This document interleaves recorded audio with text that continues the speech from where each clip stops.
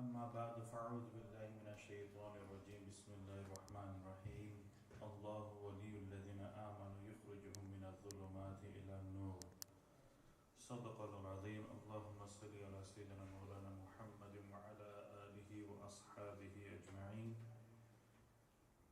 أما بعد Alhamdulillah, you've heard the introductory summary which Brother Jabir actually gave regarding these blessed days of Muharram and the life of Sayyidina Imam Hussain, which we are enriching ourselves and enlightening ourselves through the lessons in which he gave us and departed to us. Many people will be commemorating him, his life, the martyrdom of the Shuhada Karbala. People will be holding ceremonies like was mentioned last week by our little teacher, Shahmad Abba, that people commemorate, but unfortunately it's just a day of commemoration, and what they're doing is that rather than really commemorating and really being in the camp of Sayyidina Imam Hussain, they are most likely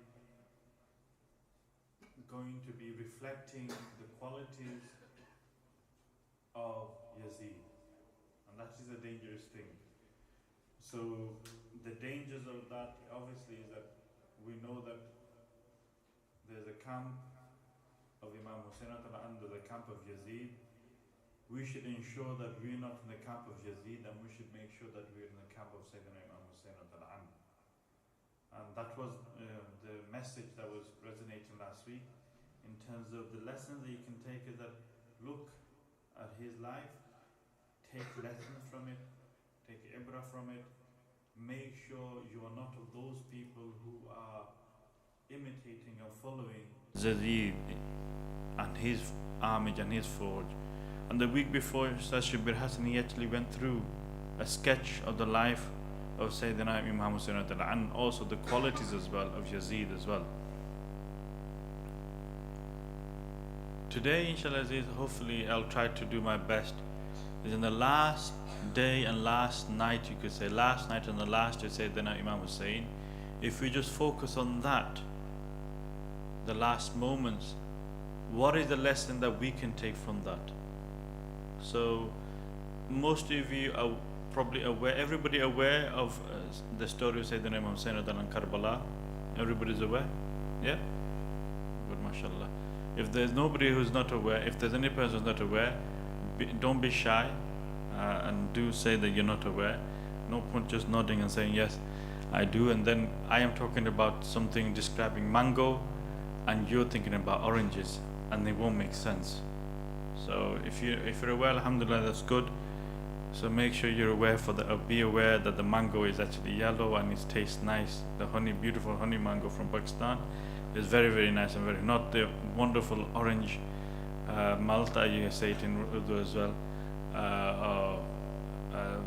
the orange from let's say Spain, and you're thinking about oranges and it looks orange and it's very nice, mashallah. We have two different tastes here, so we do different things. So Sayyidina Imam Hussain, the last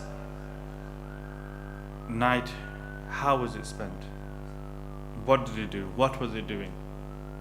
In the last night, he, رضي الله عنه عليه السلام, what did he do? Is that he was in sujood and prostration to Allah subhanahu wa ta'ala in their camp. While their family were resting, children are crying because of hunger and thirst.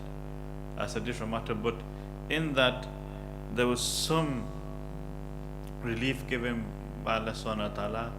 There'll be some moments when the crying had to stop because they had no energy to cry. So it would stop.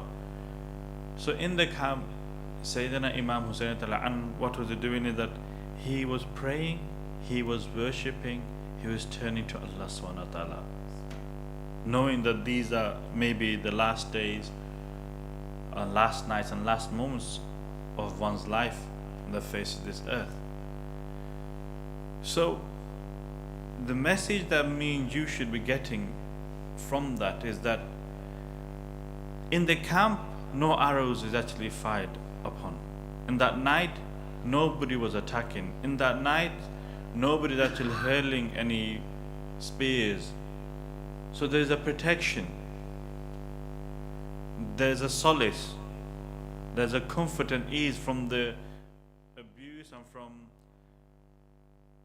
the evil in which the outside enemy will do, is that there is a protection from a person who is actually in that camp. So if that's the case,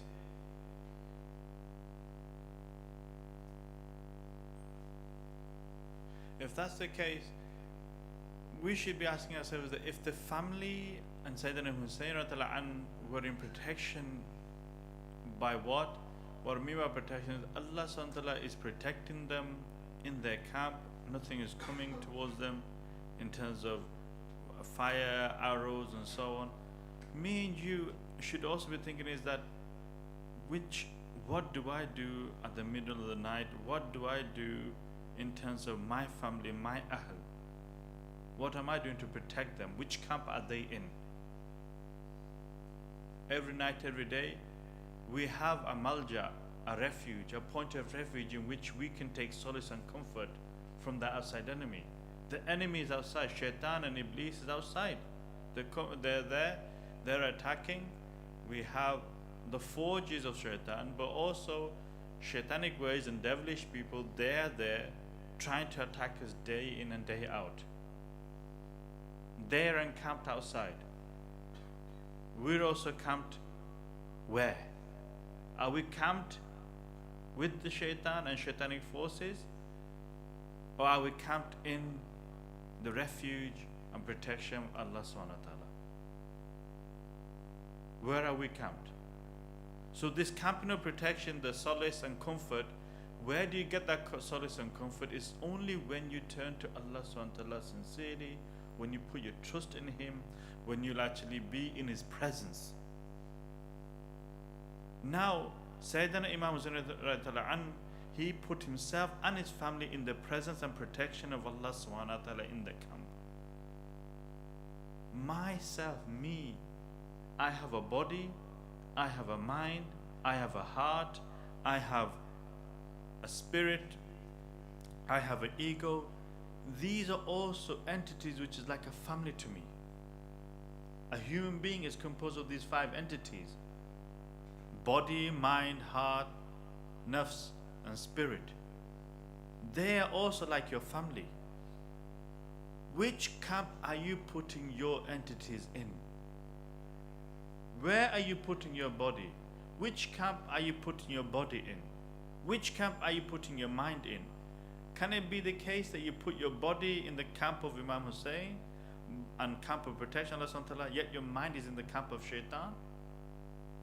Would you want your family, would you want your daughter, would you want your son to be there? No, you'd call them in, say, where you going? Come here. That is also your ahl. Your body is your ahl. Your mind is your ahl, your family. Your heart is your ahl. These are entities that belong to you, i.e., they are part of you that makes you. They are not you, but they are composed of you. They are made of you. These are things that Allah is giving you. The body is giving you, your mind is giving you, your heart is giving you, your nafs is giving you. You are the spirit of the ruh. These are the attachments, these are the entities that you are dealing with now. Where are they camped? What I mean by this is that if the body through the eyes, to the ears, to the tongue, to the hand, through these organs of the body is doing sin, it is definitely in the camp of Yazid, camp of Shaitan, and a camp of disobedience.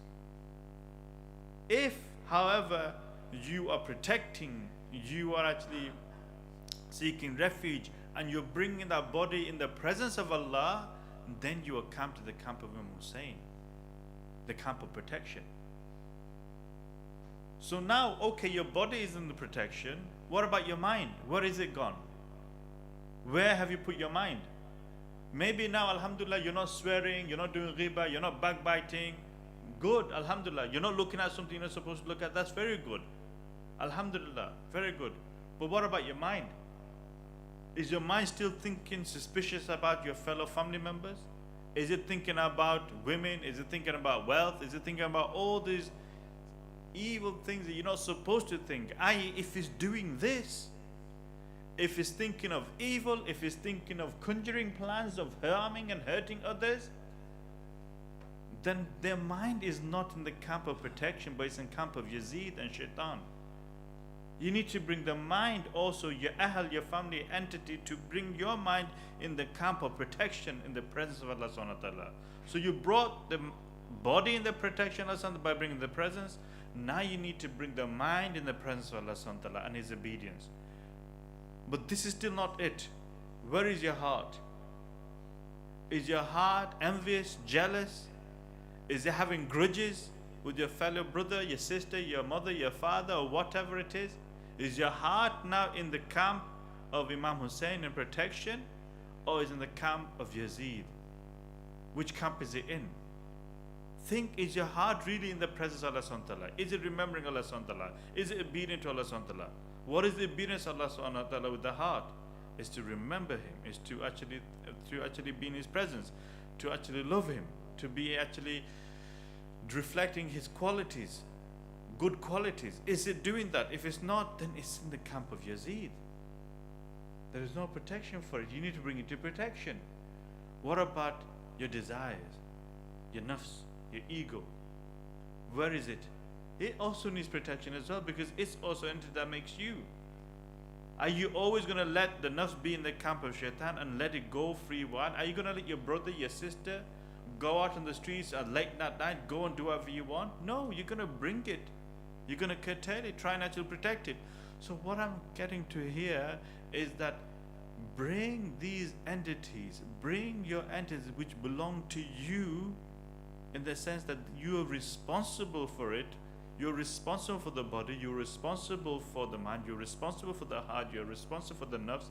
You are the spirit, you are the ruh. Bring it all into the presence and obedience of Allah subhanahu wa ta'ala. Then you're in the camp of protection. You're in the camp of solace. You're in the camp of comfort. If not, you'll always be on the edge and you're prone to be attacked. So this is what Sayyidina Imam Hussain was doing in the night, the very last night he spent in his camp. He is showing us is that bring solace to yourself, bring comfort to yourself, despite how many enemies are waiting for you, are lurking for you, are about to attack. No matter what numbers there are, bring the protection, bring the comfort, bring the solace of Allah subhanahu wa ta'ala to you by being obedient to Him, by being in His presence, by being in His remembrance.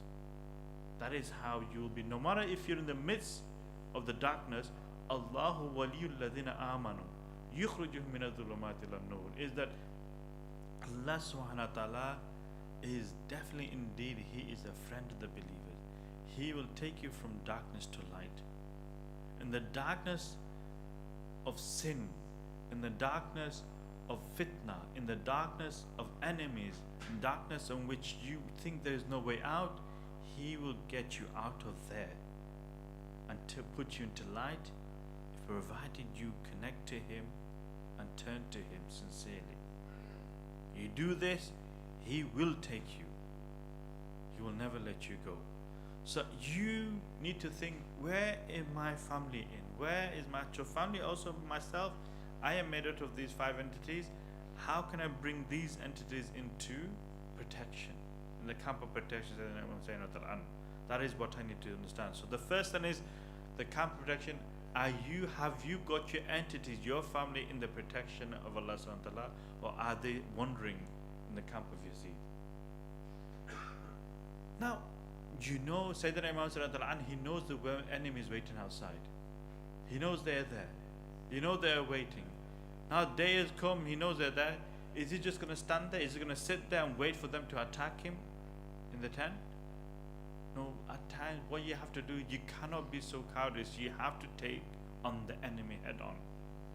As they say in football, according to the great philosophers of football, I won't mention Sir Alec, definitely not, but the likes of Johan Cruyff and others, they said the best form of defense is attack. If you want to defend yourself, you attack. Shaitan has already declared his war upon me and you. In the world of spirits, he already declared it. When he blamed Sayyidina Adam and his progeny for what has happened to him, he has declared war upon me and you. So he's on the attack. Why are we waiting? Look, the enemy is waiting. We're thinking, yeah, okay, when are they going to attack? When are they going to attack? It's only going to be a crushing defeat.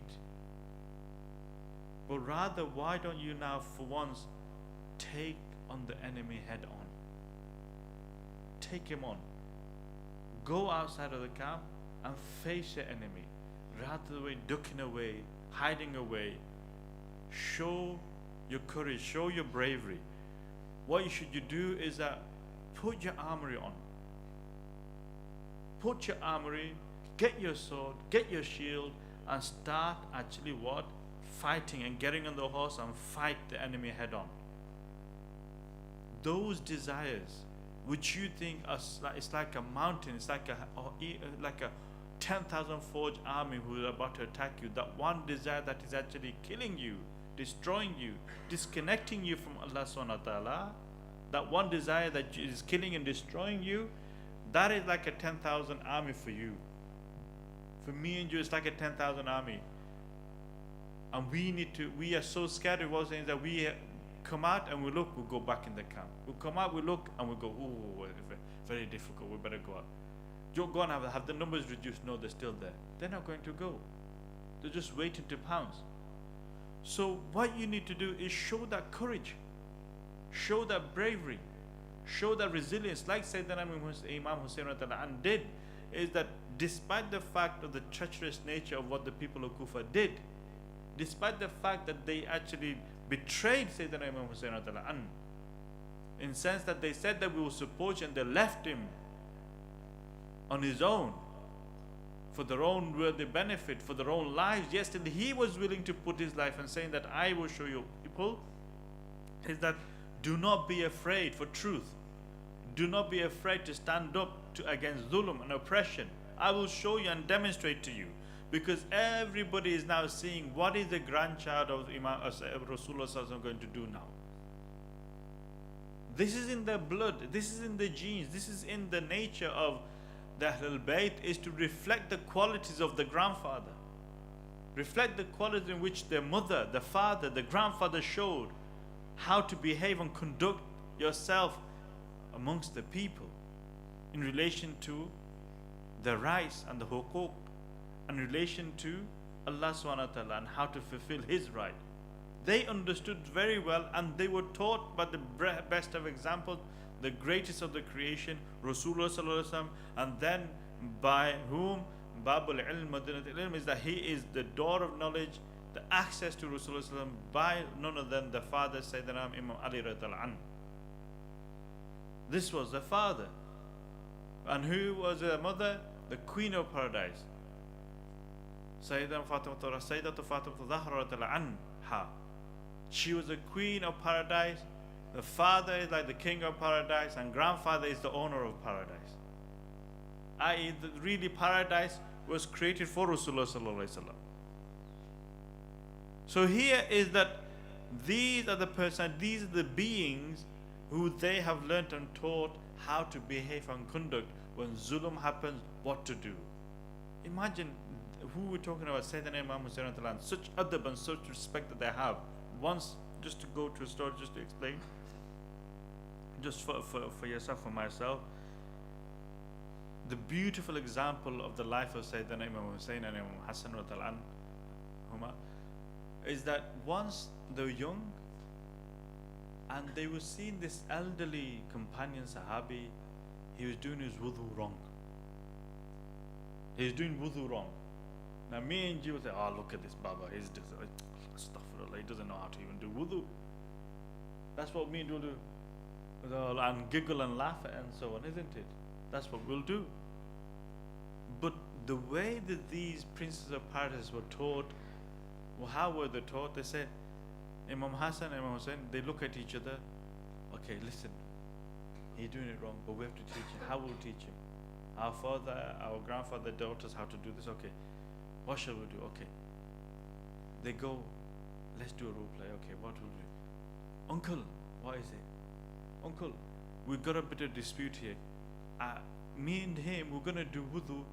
Can you just check which one is right? Can you tell her which one is correct? So one of them does the wudu incorrectly, the other one does the wudu correctly. The old man understood there and then. He said, yeah, he is correct. But look, they didn't even say to him, you're doing it wrong. They didn't approach him and saying, oh, you're so old, you don't know, you should come to us, we'll teach you, we are this principle. They didn't say this, no. They saw a mistake, but rather what they did, they used their wisdom, because they're such young age. They were brought up by whom?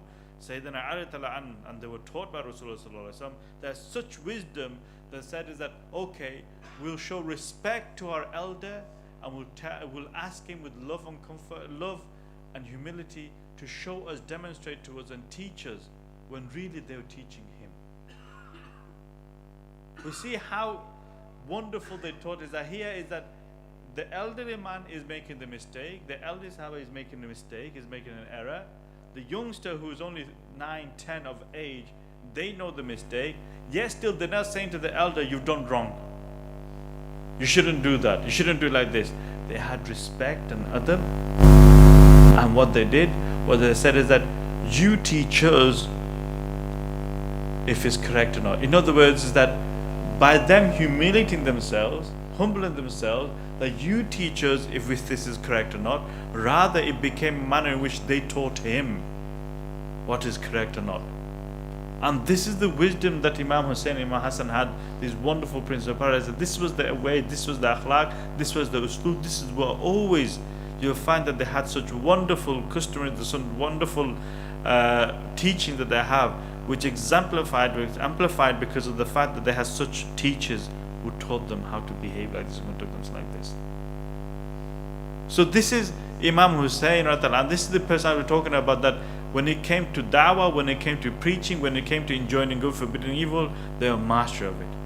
When it came to actually making sure that people stay united, Imam Hussain, Imam Hassan, their brother, is that the elder brother, he said is that I will sacrifice my empire if I want to. I will sacrifice it, but I don't want there to be disunity between my Muslim brothers. They sacrifice. Imagine being the king of 3 continents or continents or so. But what's happening is that they said is that we will actually sacrifice our kingdom for the sake that there will be no bloodshed between Muslim brother. And what are we doing? Over a land, over property, over a car, over some money, we're willing to kill each other. We separate each other. We separate and distance from each other. We don't want to talk to one another. We don't want to actually see each other. We start, instead of, let alone not speaking, what do we start doing? We start doing jadoo and black magic on another. This is what we start doing. Turn to evil. Less actually than character assassination. That's what we try to do. Make the other look bad. That's what we're doing. A brother against a brother. Father against son. It could be between brother with brotherly. That's what's happening.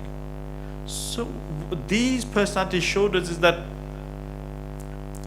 greatest thing I'll tell you is that Shaykh Ahmad Dabbagh, they mentioned to us recently, is that the greatest evil, one of the greatest evil that you can do, which is even worse than qatl, even worse than killing, ashaddu min al-qatl, worse than killing, is to cause disunity and disruption between 2 brothers.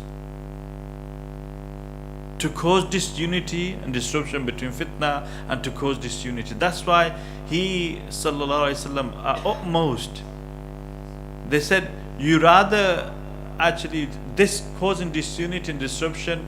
This is the reason why Imam Hassan, he actually forgave and forbear and gave up his khalifaship, so that Muawiyah takes it, so that for the sake that there's no bloodshed between 2 Muslim brothers. We shouldn't be causing disruption with one another. That's the worst thing that we could do. And what are we as family members doing? We're bad mouthing our brother. We are actually sending evil vices and evil things that we won't talk about another friend or another person, let alone our brother who's our blood. But we're bad mouthing him. We're actually talking evil of him. We're actually making him look bad in front of others. And what happens as soon as, what's the reason? Is so that others see him in bad light and others start separating from him, start distancing from him, so that people don't like him and they come towards you and they like you.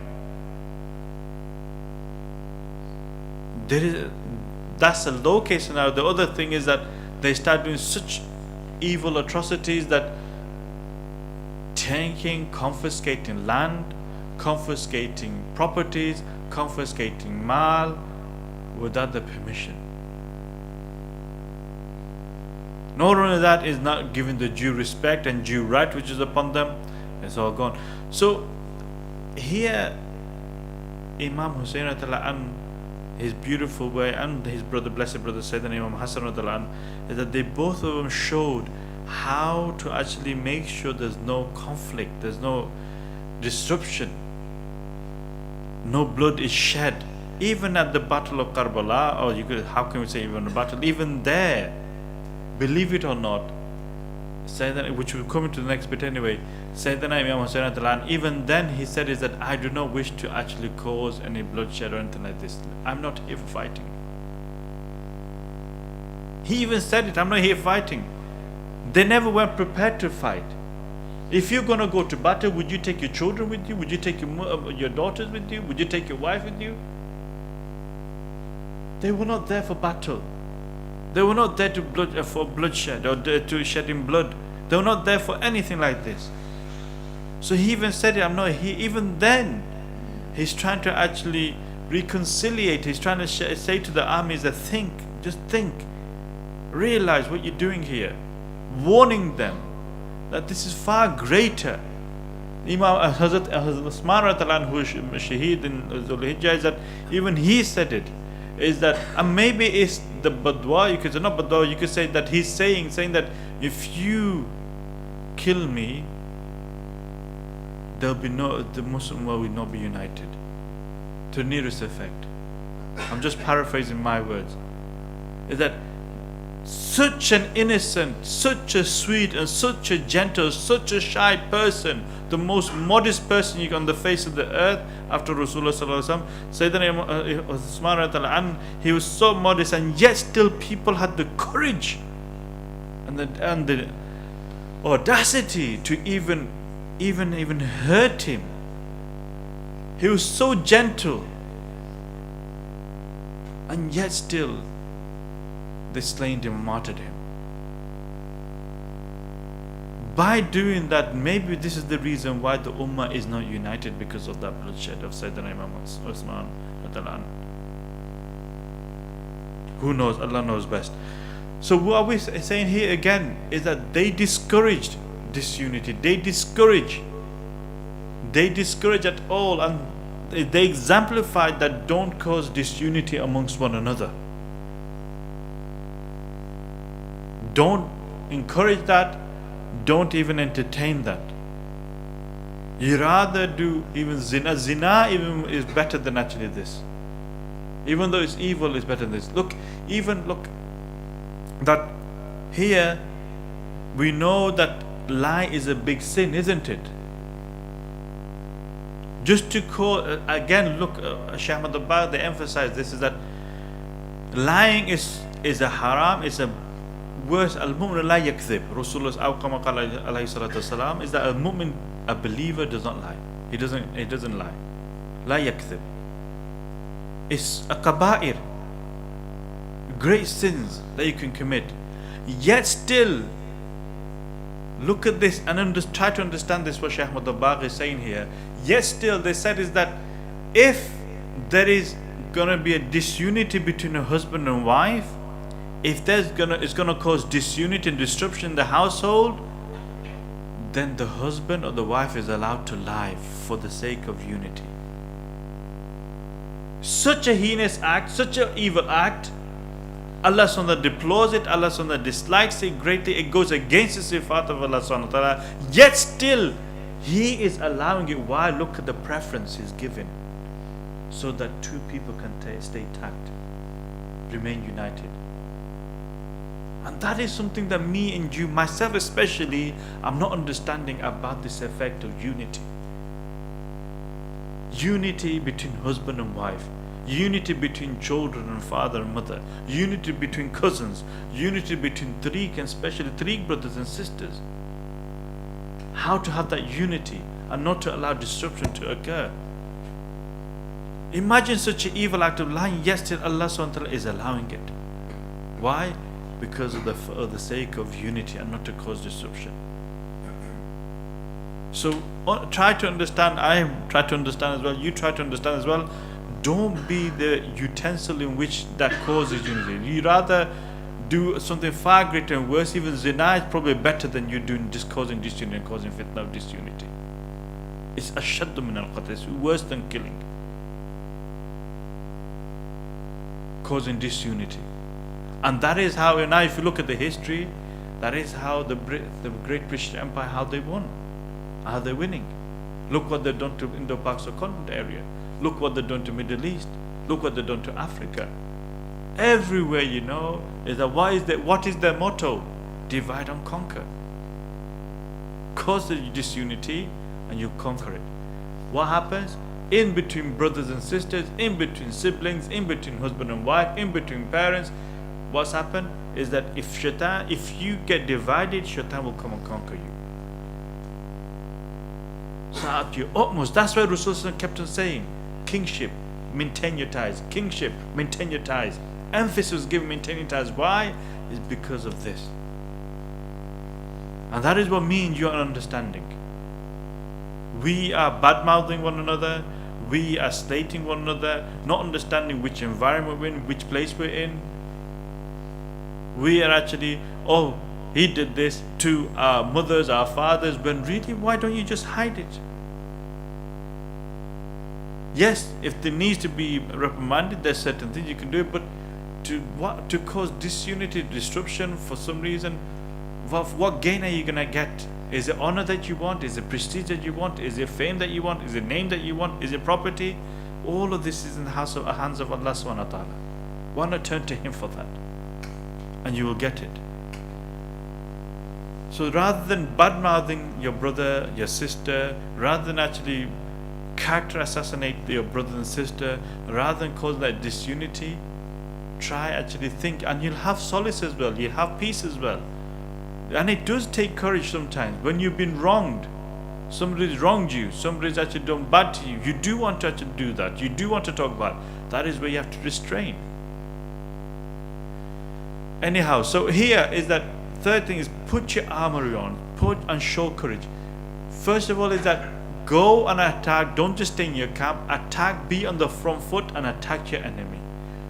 Whilst you're going to be attacked, before you do that, put your armory on, put your defenses on and show that courage. What do we mean by armory? Is that, what is your protection? Is that seeking refuge in Allah subhanahu wa ta'ala. He is the protector, ultimate protector. Allah subhanahu wa ta'ala is Hafiz, He is al-Mu'min al-Muhaymin, He is the guardian, He is the protector. He is the one who protects us. What else do we have for protection? We've got the Quran and Sunnah, the teaching of the Quran and Sunnah to protect us, to guide us. Against whom? The enemy. Now here, don't just think physical enemy. We're talking about here the enemy of disobedience, i.e. shaitan and his temptations. That is what we're referring to here. Is that shaitan, his temptations there. How will you be guided? How will you be protected? Is if you bring the Sunnah into your life, you bring the Quran into your life. That is your armory. Wear that. Don't just say the Quran is there. Don't just say it's the Sunnah. Wear that, i.e. make that teaching, the ayah, a real life into you. Bring into life. Put that coating or armory of the verses of the Quran, i.e. the teaching of the Quran. Use that as a shield. Use it as a sword. Use the teaching of Rasulullah. Put the coating of the beautification of Sunnah and put that on. Don't just read it. Don't just listen to it, but wear it and live it.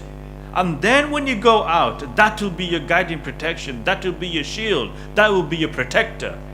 If you just stay there and just read the Quran, alhamdulillah, you got reward, very good. If you just read the hadith, alhamdulillah, is very good. But that would remain as text. That would remain as something that you read. That would remain as a matan. That would remain as a text. But when will you bring it to life? When will you actually use it? Is when you start wearing it. Put it into practice. Put it into practice and make it your shield. Make it your sword. Make it your helmet. Make it your coating. Make it your protection. Because the ultimate protector is Allah subhanahu wa ta'ala. The Quran wasn't there to be sent to put in the shelves there. Well, alhamdulillah, looks very beautiful, put it on the shelf, very nice.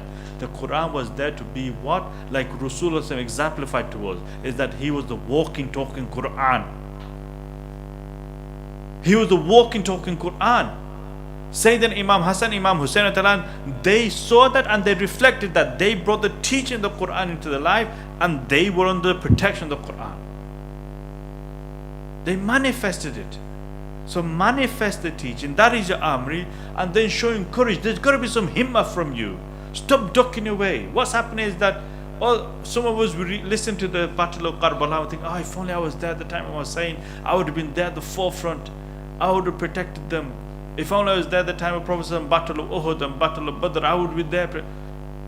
Don't say things like this because you don't know how you're going to, because now look at your own time. Is that when the poisonous spear of shaitan comes, i.e. when the na-mahram is there in the street, in this wonderful day when it's really sunny, and the semi-naked women who are out walking the street, that is the poisonous arrow and spear which is coming towards me and you. Are we protecting our gazes from that or not? Forget about Sayyidina Imam Hussain and being at the forefront. We need to protect ourselves first and foremost. Are we doing that? When somebody comes and gives a spear, an arrow of whisper, of gossip, oh, did you hear what happened today? Are we protecting our eyes? When somebody is actually putting this suspicious thought, oh, did you know about this? Are we protecting our mind?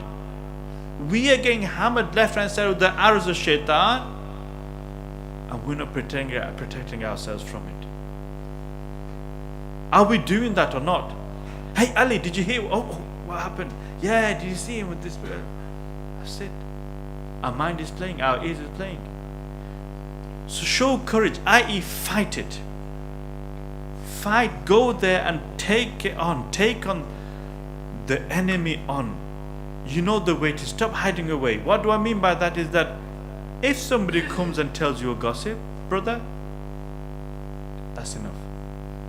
Please don't make me. Sayyidina Ghaus, I can imagine Sayyidina Abdul Qadir Jilani. I'm telling you, Ghaus is the man, Sayyidina Abdul Qadir Jilani, rahmullah, a great pious saint of Allah, subhanahu wa ta'ala, righteous man, knowledgeable man, from the lineage of Sayyidina Imam Hassan, Imam Hussain. These are the ahl, these are the people in which they would resonate, their teaching will resonate in these people, and the bloodline is there. What happened once? Somebody came and said something ill about another person. He said, oh, wretched, oh, lowly person, what have you done is that you have now made me sinful. So now look at the bravery and courage. He said, you have now made me sinful of what you just said because you made me hear this. So quickly, let's do tawbah and let's seek forgiveness from Allah subhanahu wa ta'ala and seek forgiveness from that person. This is the teaching. How many of us do that? When somebody comes and talks ill of another brother or another sister, how many of us say, stop it now, don't talk about it? Or how many of us say, really? Wow, let's go more and let's go deeper. Let's find out even more. What is it? Is it really? Yeah. So instead of just biting on the flesh, we're eating even more of that flesh. What's happening is that one is the bite and chewing, and then we're chewing and making it digest even more. That is what we're doing. So the Hussaini courage is that take your illness. Let's say, for example, you have one or two weaknesses that you have. So for some maybe gambling, for some maybe drugs, for some maybe cigarettes, so for some maybe alcohol, so for some maybe women, so for some maybe pornography, so for some maybe laziness, for some it may be salah, for some whatever that illness is, you know, yeah, we're all sinful, yeah, definitely, but there is one particular or two particular things which is actually always stopping me and you. It's stopping me and you from actually attaining the pleasure of Allah subhanahu wa ta'ala. It's really bugging us. It really helps us. What happens is that maybe 1 week, 2 weeks goes, and then we just get bogged down again because of that weakness. So what's happening is that we do it once, we do it twice, and then we go, oh no, we can't do it. It's like us, we retreat to the camp and we look outside from the door. Have they gone away? Have they gone away? What the Husseini courage is saying is that no, be a man, put the armor on, seek protection Allah subhanahu wa ta'ala, seek refuge in Him, because He is the one who sought refuge in. But then what happens? Go out and take the battle and say, hey, what is this? It's not as if I'm going to be pierced with an arrow or a spear. It's not as if there's a sword that's going to chop my head off. It's not as if there's a gun there which is going to shoot at me and it's going to vomit me. No. This is a weakness. I can do it. I have the ability to do it. Allah subhanahu wa ta'ala has told me I have the ability to do it. This is what I've been sent here for. There is nothing in this world. There is no hukum of Allah. Remember this, is that there is no hukum of Allah that you cannot do. And there is no hukum of Allah that you can't refrain from. Whatever He's told you to do, you have the ability to do it. Whatever He's told us to refrain from, we have the ability to refrain from. We have to have that in our head, the psyche in our head, that we can do it. So now what you do is that with that psyche, with that mentality that I can do it, show that courage and take it on. Yeah, you get hurt today, get back up. How? What did they say that? I think our brothers were mentioned the other day was that about 80 arrows were actually pierced with the body of Sayyidina Imam Hussain, and such that they couldn't even put him lying flat on the floor because of the spears and the arrows that hit him, struck him. Yet still, is this what's happening to me and you? No. So why can't you get up and get up and start fighting your illnesses again, your weakness again? Why can't you get up? No spears coming, no arrows are coming. Yes, temptations come, you fell, get back up. Fall, get back up. Get back on the horse and start fighting them again. Eventually, with that himmah, with that courage, with that valor, you will get through it. Don't look at the little battles. If you're winning, think of the war. Every day that little battle that you get defeated, don't worry about it. The war is until death. That is the thing, is that if we die with Iman, we've succeeded. And even the last moment, the last breath, you can succeed. Don't just give in. So show your Husseini courage. Tackle your weaknesses head on. Don't retreat and think, I can't do this. Oh, I can't refrain from it. Oh, it's too difficult for me. Oh, I know I'm going to fall again. That's the shaitan just telling you already that you can't do it. Get up and fight. Get up and shield yourself. Get up and use your sword. Use your teaching. Whatever teaching your mentor is given, your teachers are given, the Quran has said, the Sunnah has said, use that teaching. If you know you're supposed to do this, do this. If you know that TV is going to be weakness for you, then use your wisdom, what you have to do. If you know that internet is going to be weakness for you, use your wisdom, refrain from it. If you know this friend is going to be weakness for you, use your wisdom, refrain from them. Wisen up, come on. Use your Husseini courage, use your valor, and fight it on, head on. Stop retreating. What's going to happen at most? Yeah, okay, maybe they actually hurt you psychologically. Yeah, they might have think of you. Okay, get back up. But me and you, what we're doing is that I want to be with Imam Hussain. I want to protect him. What happened is that a slight sting of a needle, it's too much, it hurts too much. And we retreat. We can't be doing this. We have to be braver than that. So even if it's a cross on your sheet, even if it's the case that you've fallen to sin, don't worry. Do tawbah, get back up. Even if you think you're outnumbered, oh, how do I do this? I've got attack from here, and attack from here, and attack from here.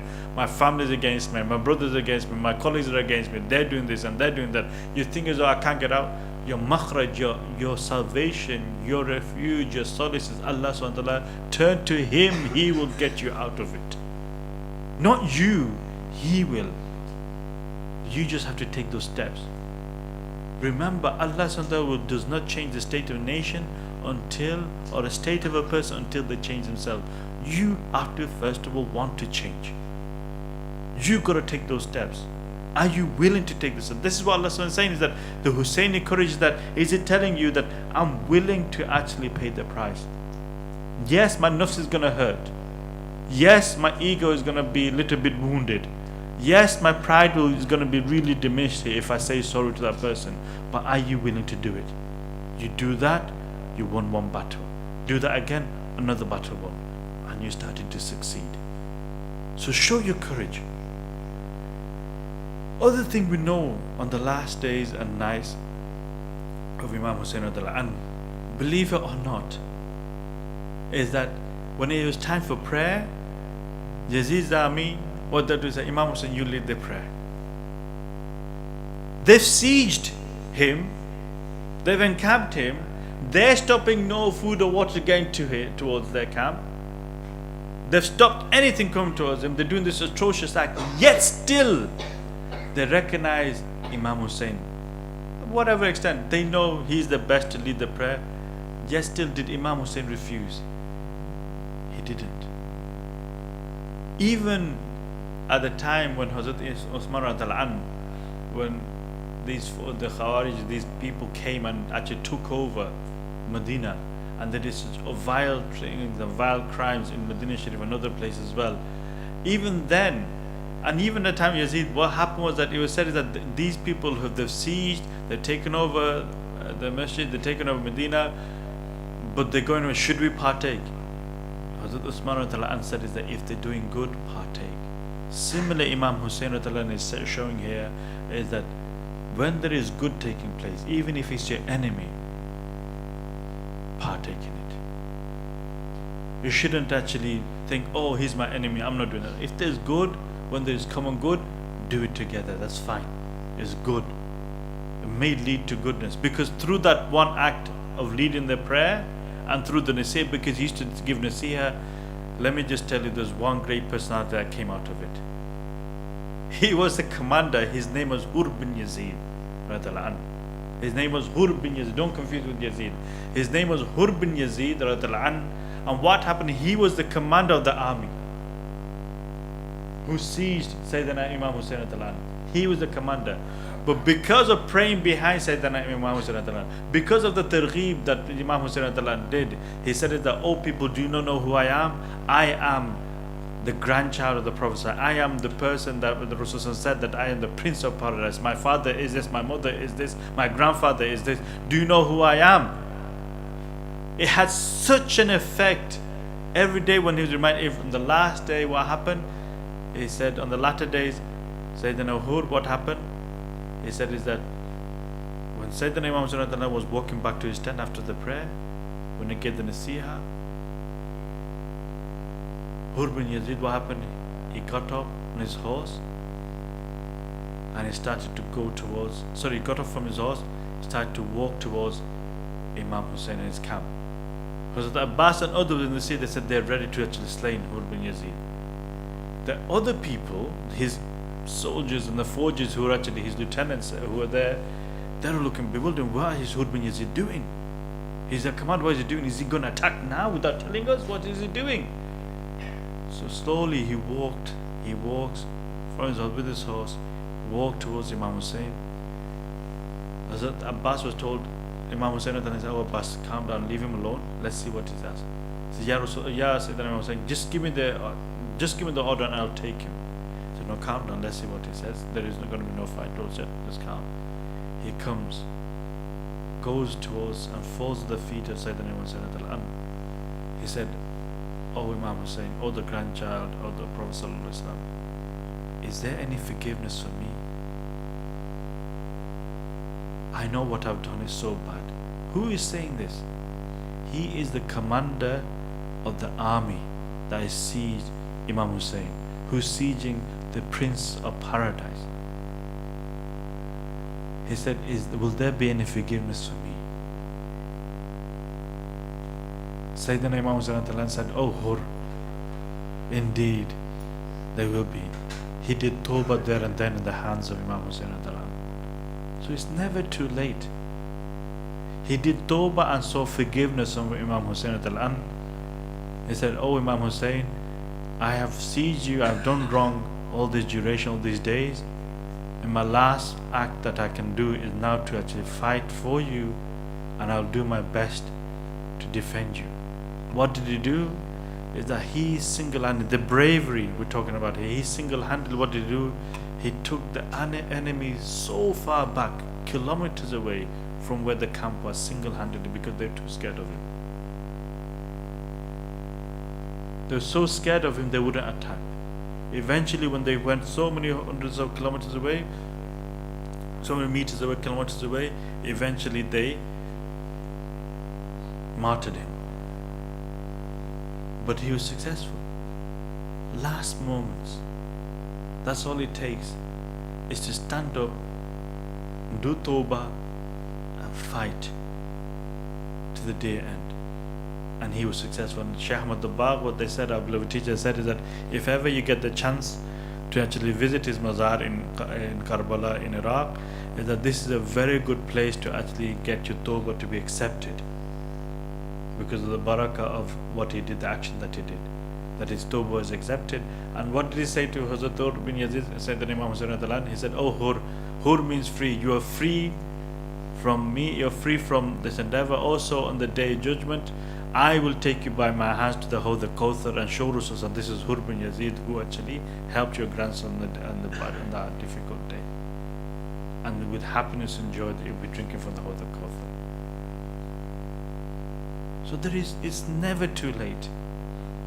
You've always got a chance to turn to Allah subhanahu wa ta'ala, and He will take you out of it. So in joining good on the common good, whatever goodness, even if it's your enemy, let alone your friend, if there's common good, do it, partake. Oh, don't look, oh, he's a non-Muslim, oh, she is a Hindu, he's a Christian, he's a thing. No, it doesn't matter. If they're doing good, food banks, help, yeah, good. If they're doing charity, yeah, help, good. If they're trying to actually help the community, yeah, help them, good. Enjoin upon the common good. That is the teaching that Imam Hussain is giving me and you. And the last thing that I'll finish here is that never leave your mission. Is that Sayyidina Imam Hussain was on a mission to show and exemplify me and you what to do when there's oppression, what to do when zulmat is happening, what to do when evil comes, what to do when you have to actually stand up for wrong, to correct a right. This is what you do, is that he was on a mission to convey that message to the ummah, to show the whole of the ummah how to enjoin the good and forbid the evil.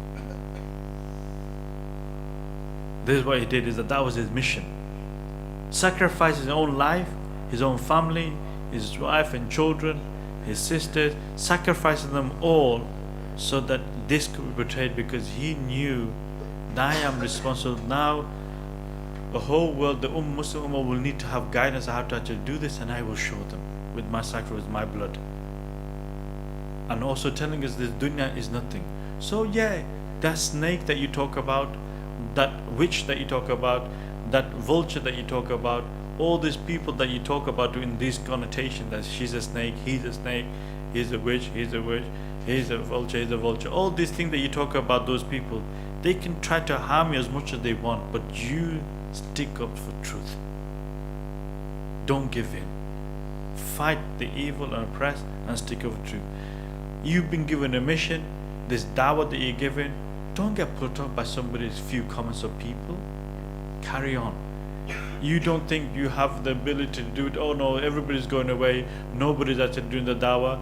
If you're the only person there in that locality giving dawah, conveying the message of Rasulullah sallallahu alaihi wasallam, if you're the only person who's actually conveyed the message of peace and sunnah, be the last one standing. Don't give up on your mission. The mission of Imam Hussain, the mission of the grandfather of Rasulullah sallallahu alaihi wasallam. Because why? We all have a mission. When the moment we've said La ilaha illallah Muhammadur Rasulullah sallallahu alaihi wasallam, it is saying that whatever mission that Rasulullah sallallahu alaihi wasallam came with, we are all obliged to actually complete and fulfill that mission of Rasulullah sallallahu alaihi wasallam, which is to convey the message to the four corners of the world. That is the message. First of all, that mission, that message is going to come to me and my family, my locality, my friends, and all these people around there. To fulfill that mission, we have to carry on with that mission. We have to hold that banner and convey to ourselves first and foremost, convey to our families, convey to our friends. That is the mission that Imam Hussain gave his blood for, me and you. Are we in that mission or not? Even if anybody else is not doing it and you're the only one doing it, don't be worried, because Imam Hussain was alone and took the army on when nobody was there to help him defend him. So he single-handedly demonstrated, convey a mission, the task, but never leave it. Never leave and never give up. Keep on fighting to the end. So the summary of his last stand is that we've seen that justice, courage, sacrifice, perseverance, and faith. This is the summary of his whole life really, is that upholding the truth and fighting against oppression. Courage, that's standing firm in beliefs even in the face of adversity.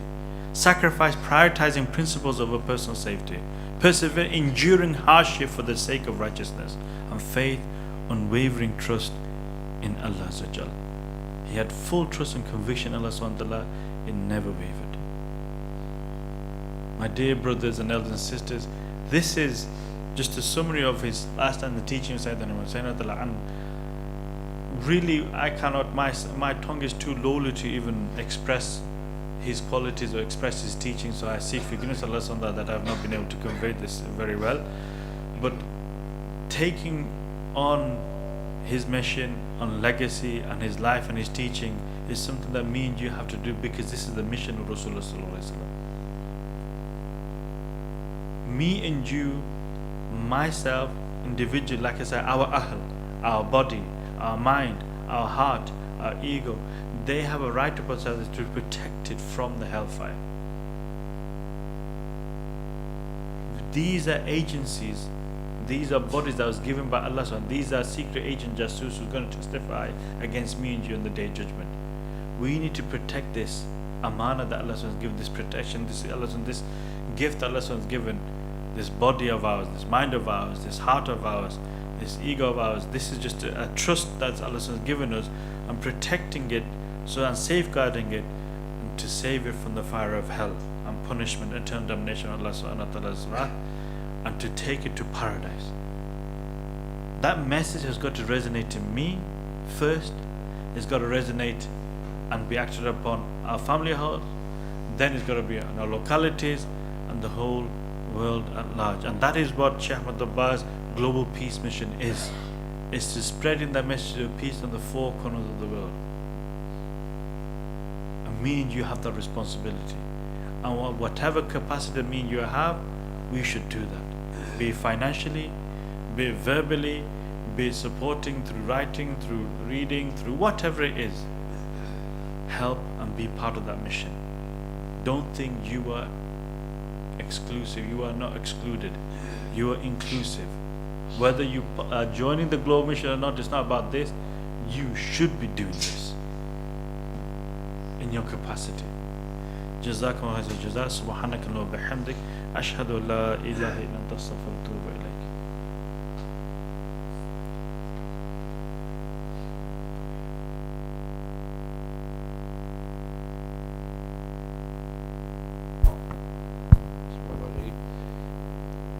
Zikr to Imam Qais for displaying the life lessons and application of these blessed personalities like Sayyidina Imam Hussain, and this story that should be resonating with us and will be resonating throughout the story of time. And now the question is, which camp do we fall under? Are we in the camp of Allah subhanahu wa ta'ala, or are we in the camp of Shaitan? Are we in the camp of Sayyidina Imam Hussain and their blessed family, or are we in the camp of the cursed people like Yazid or Shimr? Are we in the camp of good, or are we in the camp of evil? What does our actions reflect? Are we those that really get excited by gossip and backbiting? Are we those that spread rumors? Are we those that like to? Are we those that like it when people fall? Or are we those who are inclined towards good? Only really every single person here, every single individual here knows what state they are in. Whether they like to do good, or whether they enjoy the negative traits of backbiting or slander and these types of things. If we are in the latter, or if we are in the camp of Shaitan or Yazid, we have examples in our life. We have examples amongst us. This blessed personality, Sayyidina Hurr bin Yazid, what station did they achieve? What sacrifice did they do?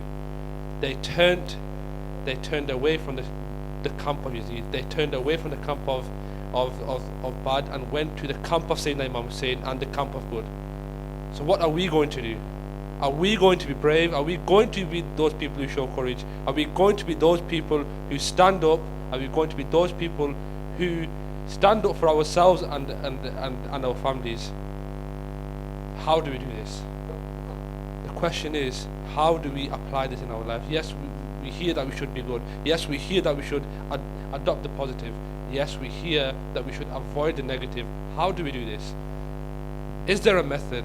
Is there a way? The answer is yes, there is. For those who want to know the method and the teachings, the simple sacrifice that I'm mentioning today, the simple sacrifice is of 30 minutes to 45 minutes.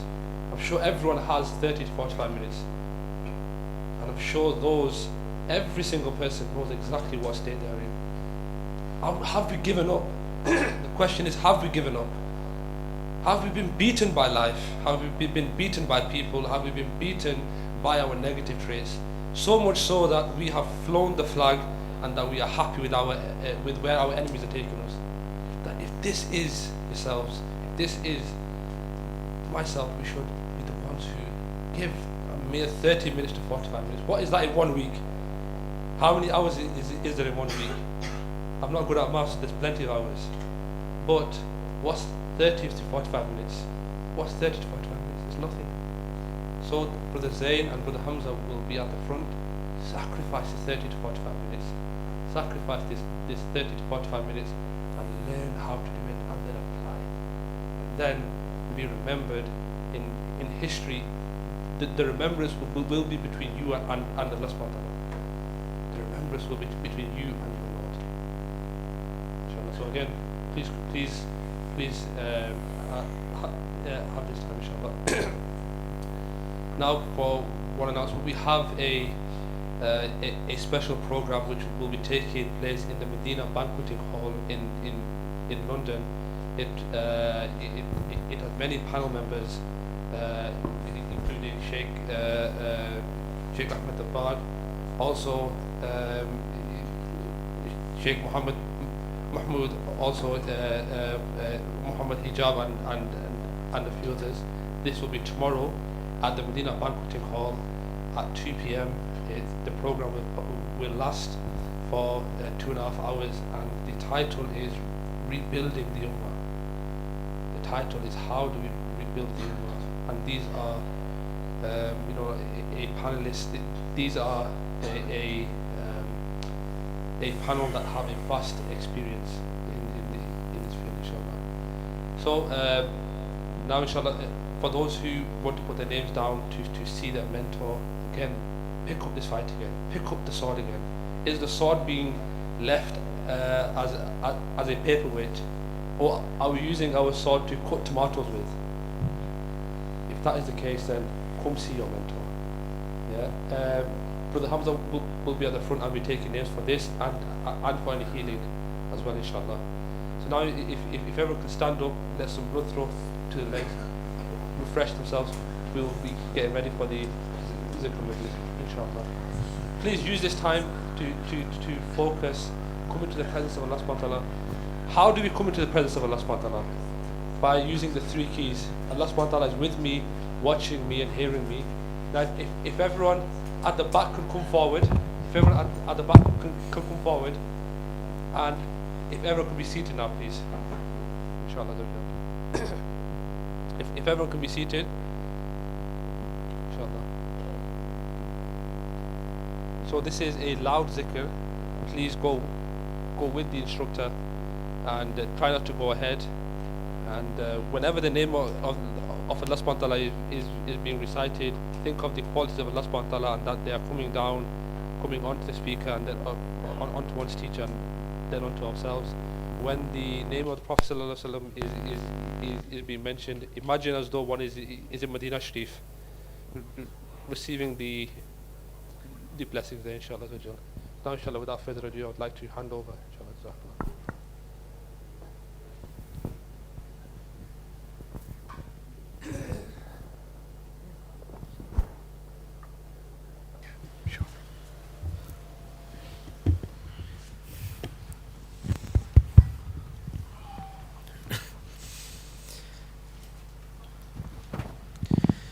أعوذ بالله من الشيطان الرجيم.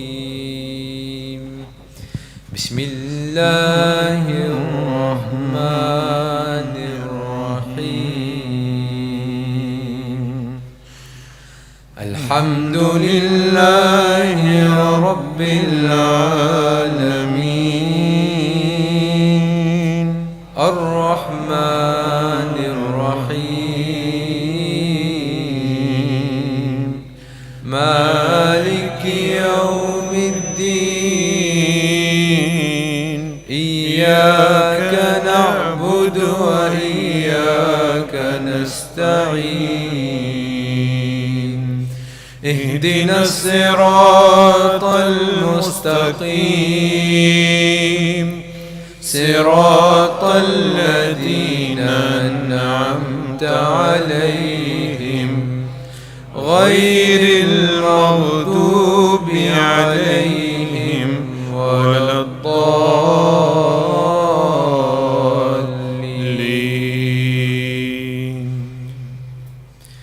بسم الله الرحمن الرحيم.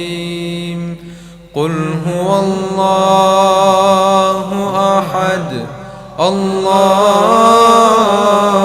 الصمد لم يلد ولم يولد ولم يكن له كفوا أحد. بسم الله الرحمن الرحيم. قل هو الله أحد الله الصمد لم يلد ولم يولد ولم يكن له كفوا أحد. بسم الله الرحمن الرحيم. قل هو الله أحد الله الصمد لم يلد ولم يولد ولم يكن له كفوا أحد. إن الله وملائكته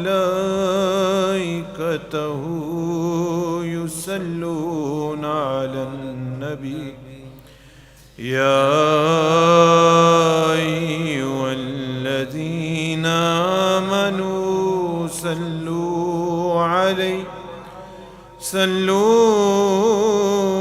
عليه وسلموا تسليما. مولاي صل وسلم دائما أبدا. مولاي صل وسلم دائما أبدا. مولاي صل وسلم دائما أبدا على حبيبك خير الخلق كلهم.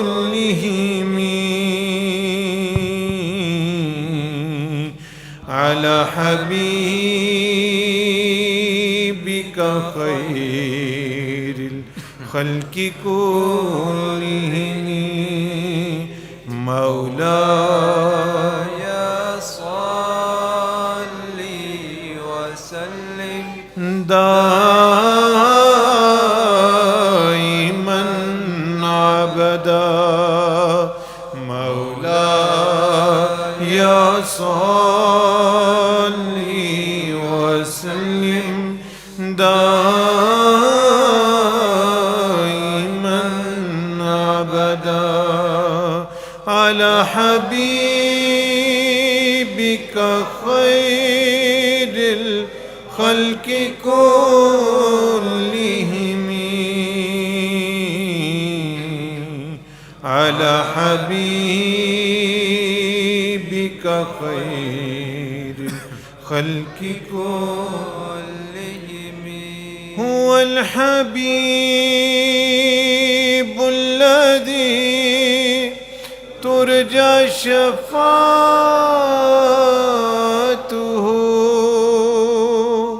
هو الحبيب الذي ترجى شفاعته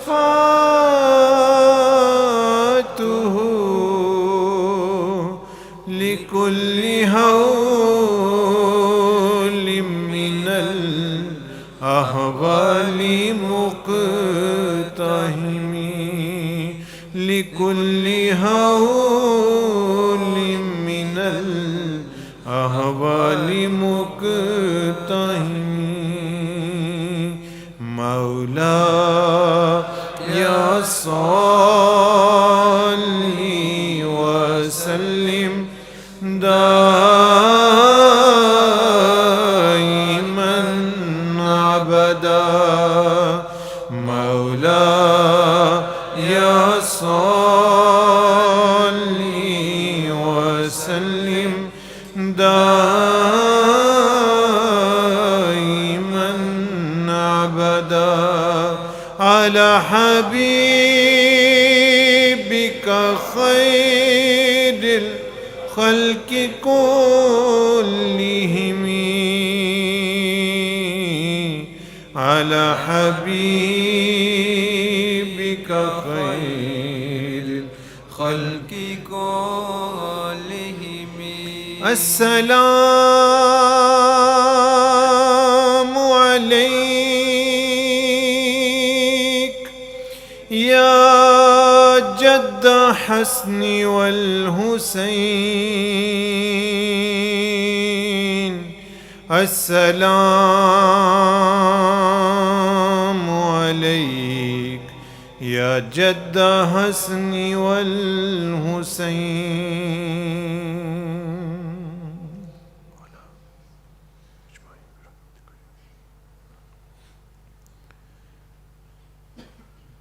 فاعلم أنه لا إله إلا الله لا إله إلا الله لا إله إلا الله لا إله إلا الله لا إله إلا الله لا إله إلا الله إلا الله إلا الله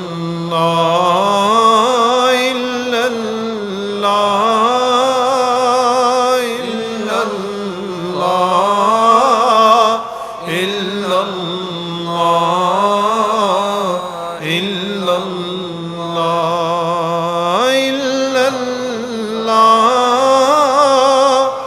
إلا الله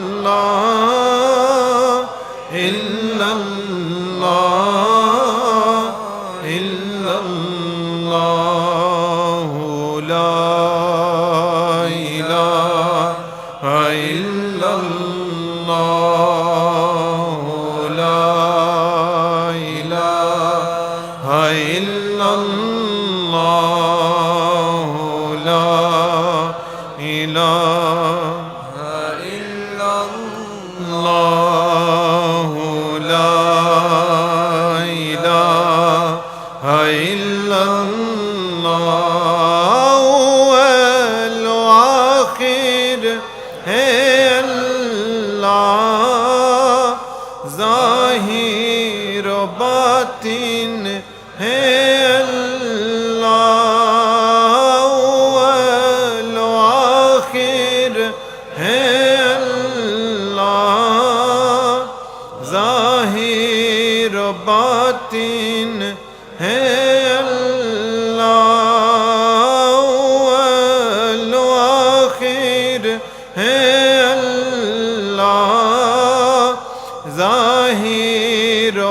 बातिन है अल्लाह, खालिक व मालिक है अल्लाह। ला इलाहा इल्लल्लाह, ला इलाहा इल्लल्लाह, ला इलाहा इल्लल्लाह, ला इलाहा इल्लल्लाह, ला इलाहा इल्लल्लाह, ला इलाहा इल्लल्लाह, ला इलाहा इल्लल्लाह। हस्बी रब्बी जल्लल्लाह, मा फी क़ल्बी गैरुल्लाह। हस्बी रब्बी जल्लल्लाह, मा फी क़ल्बी गैरुल्लाह। हस्बी रब्बी मा फी क़ल्बी गैरुल्लाह। नूरे मुहम्मद सल्लल्लाह, ला इलाहा इल्लल्लाह, इल्लल्लाह, इल्लल्लाह, इल्लल्लाह, इल्लल्लाह, ला इलाहा इल्लल्लाह, ला इलाहा इल्लल्लाह, ला इलाहा इल्लल्लाह, ला इलाहा इल्लल्लाह। अंतल हादी अंतल हक, लैसल हादी इल्ला हू। अंतल हादी अंतल हक, लैसल हादी इल्ला हू। अंतल हक, लैसल हादी इल्ला हू। अंतल हादी अंतल हक, लैसल हादी इल्ला हू। अंतन नासिर अंतल हक, लैसन नासिर इल्ला हू। अंतन नासिर अंतल हक, लैसल नासिर इल्ला हू। अल्लाह अल्लाह अल्लाह अल्लाह अल्लाह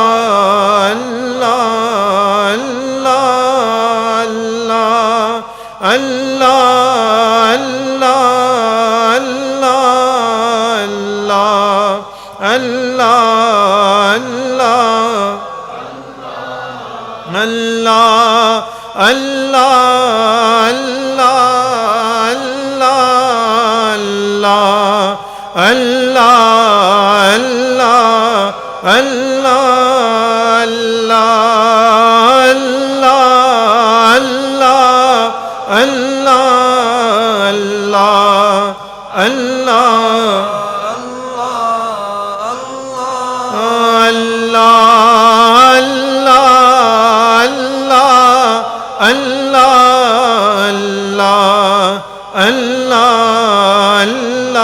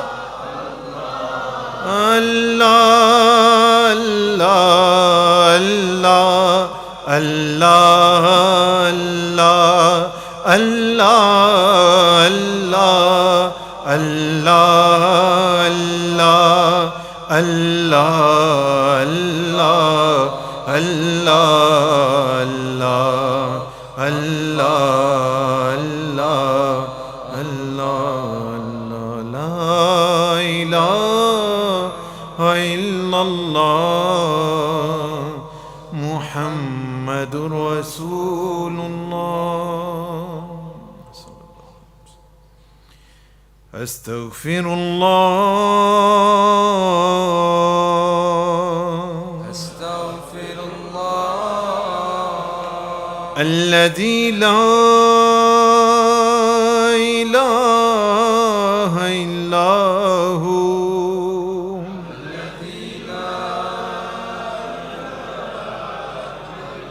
الحي القيوم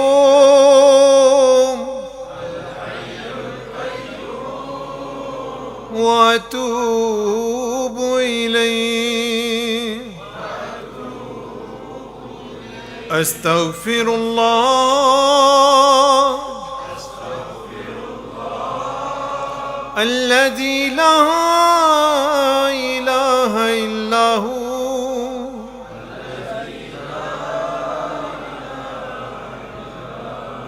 الحي القيوم يا حي يا قيوم يا حي يا قيوم يا حي يا قيوم الحي القيوم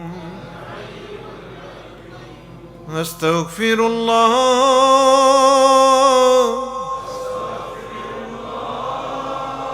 الذي لا إله إلا هو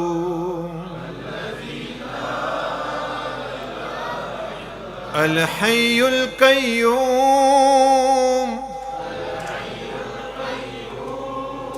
وأتوب إليه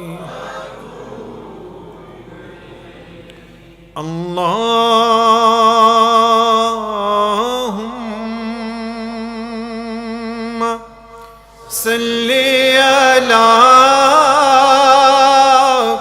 سيدنا ومولانا محمد وعلى آله وصحبه وسلم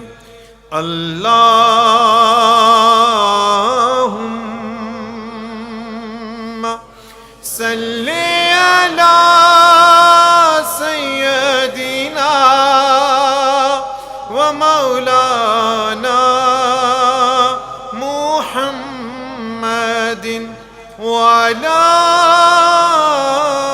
آله وصحبه وسلم الله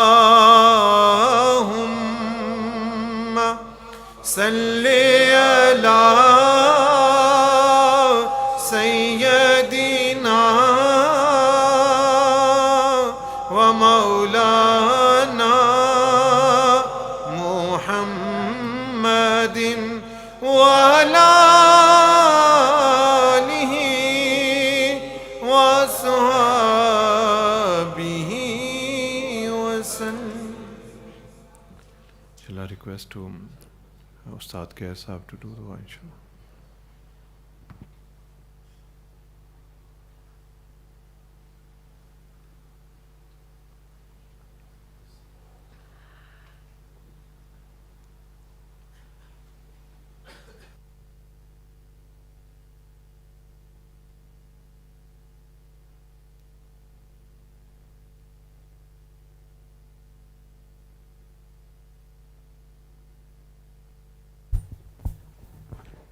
الحمد لله رب العالمين والعاقبة للمتقين والصلاة والسلام على سيد الأنبياء والمرسلين وعلى آله وأصحابه أجمعين. يا رب لك الحمد كما ينبغي لجلال وجهك وعظيم سلطانك. يا رب لك الشكر كما ينبغي لجلال وجهك وعظيم سلطانك. وربنا ظلمنا أنفسنا وإن لم تغفر لنا وترحمنا لنكونن من الخاسرين. يا رب العالمين. Ya Allah, Ya Rahman, Malik al Akhirah, the lessons we have learned about Sayyidina Imam Hussain, the latter days, the latter moments of their life. Ya Rabbil Alameen, help us to really manifest that into our lives, Ya Rabbil Alameen. The teaching that they've given us to how to be successful in this world as well as the Akhirah. Help us to apply that into our lives and help us to be successful people in this life as well as the Akhirah, Ya Rabbil Alameen. Ya Allah, Ya Rahman Rahim, there is nothing we can give to these blessed personalities, Ya Rabbil Alameen. Whatever nasi that we heard, whatever tilawat that we've done, whatever dhikr that we've done, whatever recitation that we've done, or the rukud and sujood that we've done throughout the day and throughout the night, Ya Rabbil Alameen, please reward us with that. And send that as a gift upon Rasulullah Sallallahu Alaihi Wasallam, or the Wasilah of Rasulullah Sallallahu Alaihi Wasallam, send that as a gift upon all the prophets and messengers, upon all the malaika, and upon all the Anbiya and Rusul, and khususan upon all the Sahaba Ikram Ajma'in, and especially upon the Shuhada Karbala, and especially upon Sayyidina Imam Hussain, Ya Rabbil Alameen. Please elevate their status and daraja, Ya Rabbil Alameen. Grant them even more loftiness and highness and even more qurbaniness to Rasulullah Sallallahu towards you, Ya Rabbil Alameen. Ya Allah, Ya Rahman, Ya Malik al-Akhirah, they have given their blood for myself and everybody else, the whole of the Ummah, Ya Rabbil Alameen. Help us to also enact that favor of theirs and help us to manifest their teaching, help us to help them in the mission in which they displayed with such valence, with such courage, Ya Rabbil Alameen. Ya Allah, Ya Rahman, please bless our teacher, Sayyidina Shaykh Ahmad Dabbar, Ya Rabbil, please bless them with long life and health, Ya Rabbil Alameen. Help them to give them and grant them even more illumination, Ya Rabbil Alameen, even more futuhat, Ya Rabbil Alameen, and help the whole Ummah to benefit from them, Ya Rabbil Alameen. Ya Allah, help us to support them in their mission of conveying the message to the masses of the world, their peace, a global peace mission, Ya Rabbil Alameen. Enable peace to resonate throughout the four corners of the world, Ya Rabbil Alameen. Ya Allah, Ya Rahman, for those brothers and sisters who are ill, who are bedridden with illness, Ya Rabbil, grant them shifa kamila. For those brothers and sisters who are going through any difficulties and problem at home, be it in the marital home or be it in the families, whatever it is, Ya Rabbil Alameen, please remove the difficulties, remove the problems, set at ease the task, Ya Rabbil Alameen. Those brothers and sisters who sat the exams in GCSEs, A-levels, Ya Rabbil Alameen, at the university, enable them all to pass and be successful, Ya Rabbil Alameen. Ya Allah, Ya Rahman, al-Akhirah, oh, your sinful servants, Ya Rabbil Alameen, help us to fight our Yazid, help us to fight our battle of Karbala within ourselves and within our outer world, Ya Rabbil Alameen. Whatever illness that there is which is hindering us, whichever sin that is which is stopping us to come towards you, Ya Rabbil Alameen, help us to overcome and defeat it, Ya Rabbil Alameen. Wa sallallahu khair al-qihim Muhammadin wa ala alihi wa ashabihi ajma'in. Ameen bi rahmatika.